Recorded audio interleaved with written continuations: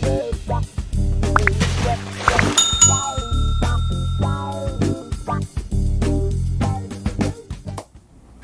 mga kamamshi, good morning, good afternoon, and good evening to all. Ayan, nandito na naman ako si Mamshi Marie na magbibigay ng konting reaksyon sa ating napanood. Ayan, sino po ba ang nasiyahan dyan sa pasabog, no? Na grabe yung pag-aabang natin at ngayon napanood na natin, no? Talaga pong eto yung sinasabing pasabog. Pasabog talaga. Alam niyo naman, mga kamamshi, mga katekram, kapag nagpasabog sa tekram, bongga yan. Bonggang-bongga. Subok na po yan, no? Maraming nagpapasabog noon pa. Sorry sa word, pero yan talaga po ang ginagamit natin sa tekram, mga pasabog-pasabog. Alam niyo naman yan, di ba? At grabe po, no? Unang-una, salamat sa naging dahilan yon, ang birthday ni Kuya Luis at si Ninang Precious na nagkaroon ng bonggang-bonggang selebrasyon. Ito yung sinasabing selebrasyon na talagang kaabang-abang, no? Walang sinabing abangan, walang sinabing ganito na nag-post ng kung ano-ano, diba? At totoo, hindi man nag-announce na may mga vlogger. Totoong may mga vlogger na dumating. Kasi yung iba dyan, nag-announce na meron daw mga vlogger na dadating. Sino kaya ang dumating, no? Nakakatawa lang. Dahil ang lahat ng sinasabi nila, walang kwenta. No? Mega love shoutout sa lahat din ng defender na dumalo, no? How I wish nandun ako sa lugar na yon, no? Pero marami pang panahon. Super thankful lang kay Ninang Precious na naging napakaganda ng celebration ng birthday ni Kuya Luis. At kay Kuya Luis, grabe, no? Nakaka-amaze talaga yung batang yan. Super tahimik, super mabait, no? At bibigyan ko lang ng reaksyon yung naging emosyon si Nanay Jack at si Tatay Tekram. Alam nyo naman pag nagbe-birthday, yung dalawang yan, no? Si Cargador at si Kuya Luis, talagang nagiging emosyon. At nagpapasalamat ako, no, nandun yung muntik ng maluha-luha si Nanay Jack. At makikita at mararamdaman natin na andun yung pagmamahal nila bilang magulang, no? At narinig natin na humingi ng paumanhin si Tatay Tekram kay Kuya Luis sa lahat ng pagkukulang niya, no? At sana maging tuloy-tuloy. At alam naman natin na tumayong magulang ang Tatay Tekram at Nanay Jack, no? Yun po yung nawa na wag masayang dito sa parte ni Kuya Luis, no? At grabe po, sobrang nakaka-touch, no? At ang Tatay Tekram naman natin, alam naman natin na ginagawa niya lang ang lahat para sa ikabubuti ng mga bata. Pakinggan natin or panoorin natin, mga kamamshi, yung mga sinabi ni Tatay Tekram at Nanay Jack na medyo naging emosyonal.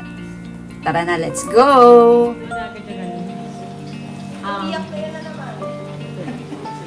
Kinaano ko kay Lube ko para ayan, happy birthday Kuya Luis. Katulad nung sinabi ko nung birthday mo, hiling ko lang talaga na mag-aral ka ng mabuti. Doon lang tayo sa, alam mo naman yung ano eh. Sige mamaya. So yun, basta doon ka lang sa matubig. At alam ko naman na nandiyan lagi si Lord sa puso at sa puso. Pag nandun ka, hindi ka padadala mo. Alam mo yun. And nandito lang kami, family ko na Stars, to guide you and yung pangarap natin para sa'yo. Ay, Milan.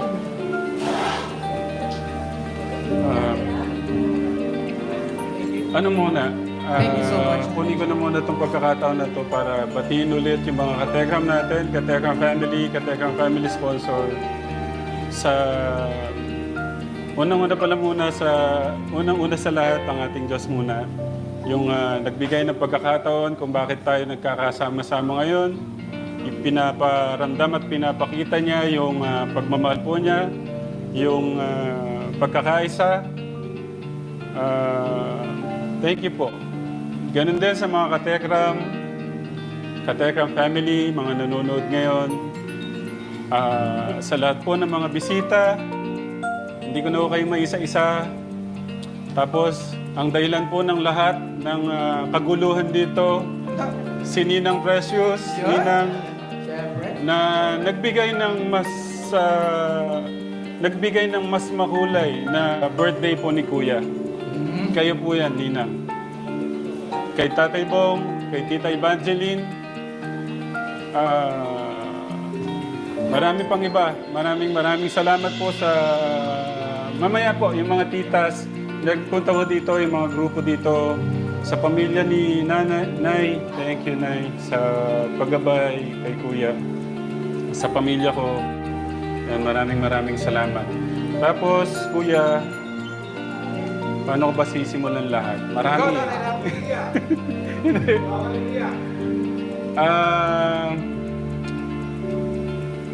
Noon pa man nagsusorry na ako kay Kuya. Yung mga pagkukulang ko, yung pagkakamali ko bilang ama mo. Minsan nga lang, doon kami parang nag-aaway. Pagka yung kumari lalabas, parang isang bagay yung pamimili ng mga gamit. Doon ngayon naintindihan ko na parang ayaw niya ako talaga magastos kami. Kaya parang, parang dinalayo mo ba yung... Pero ano lang pala yun, parang ayaw niya lang talaga kami magastos ng magulang niya. At kagaya nung pamimili namin, pa-birthday shopping ni Tita Evangeline, sa pilitan pa ho talaga, yung pakikiusap. Tapos si Nanay Jack pa yung nag-ano ng mga iba. Kaya, Ipipilian yun. Kuya, sorry ulit. Kung ano man yung alam ko, hindi tama din naman. Pero iniisip ko kasi yung buhay mo eh. Kaya mas mahalaga sa akin yung buhay mo. At ayaw ko namang managot kay Nanay kung ano man yung mangyari. At alam ko may dahilan ng ating Diyos kung bakit nangyari yun. Naniniwala ako doon. Kasi hinihingi ko nga kay God yung gabay, di ba? Yung gabay, paano kayo mapalaki ng tama. Lahat na ayon sa ating kagustuhan ng ating Diyos para mas mapabuti kayo. At doon sa nakita ko at marami nakasaksi sa kabila ng ang pagmamalupit ng tatay mo, pero nakita ko yung kababaan ng loob mo. Yung pagmamaltrato, sabihin natin ganun na, pero nakita ko yung pagmamahal at respeto mo. Yun yung mas nanaig sa puso mo. Yung gabay ni God. Gusto mo yung respeto manaig pa rin, yung pagmamahal mo sa amin. Kaya thank you Kuya. Sana wag magbago yan kasi yan yung susi mo sa papunta doon sa magandang tagumpay ng buhay mo. Inuulit ko, ang tunay na tagumpay ng buhay na yung makasama si God pagka mawala tayo dito sa mundo. Kaya piliin nating mabuti, maging tama lahat ng mga gagawing desisyon at mga gagawin natin. I love you Kuya. I love you Mama Chup Chup. And of course, let's give Kuya Luis a chance to thank his parents. Ayan mga kamamshi. Di ba?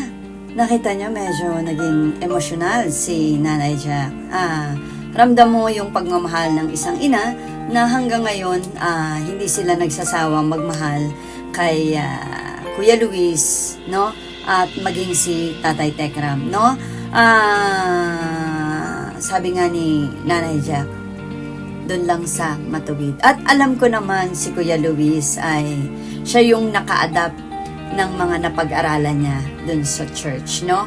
At dalangin ko nawa na lalo pa lumalim ang ating Kuya Luis. At alam naman natin habang paedad ang bata, nagmamature yan, no? Alam naman natin, mahiyain din si Kuya Luis. Darating din siguro yung panahon na kahit unti-unti na mawawala ang kanyang mga hiya. Dahil alam naman natin, public figure si Kuya Luis, no? Yun lang mga kamamshi, no? Maraming salamat kay Tatay Tekram na patuloy nagmamahal kay Kuya Luis. Salamat po, wala kayong sawa na hindi nyo sinukuan din si Kuya Luis, no? Maraming salamat mga katekram, mga kamamshi. Patuloy lang, abangan pa natin mamaya yung susunod na part 2 ng birthday celebration. Grabe, no? Wish ko lang lahat, siguro 13K, 14K kanina, no? Kung magkita-kita kaya tayo, ano kaya ang no? Grabe, no? How I wish, no? Kaya mga kamamshi, mga katekram, maraming salamat sa inyong pagmamahal. Tandaan po natin kay Tatay Tekram, walang bibitiw, walang iwanan. Kay Tatay Tekram, my forever tayo. God bless everyone, and bye-bye po. Thank you, arigatou gozaimasu. Bye-bye!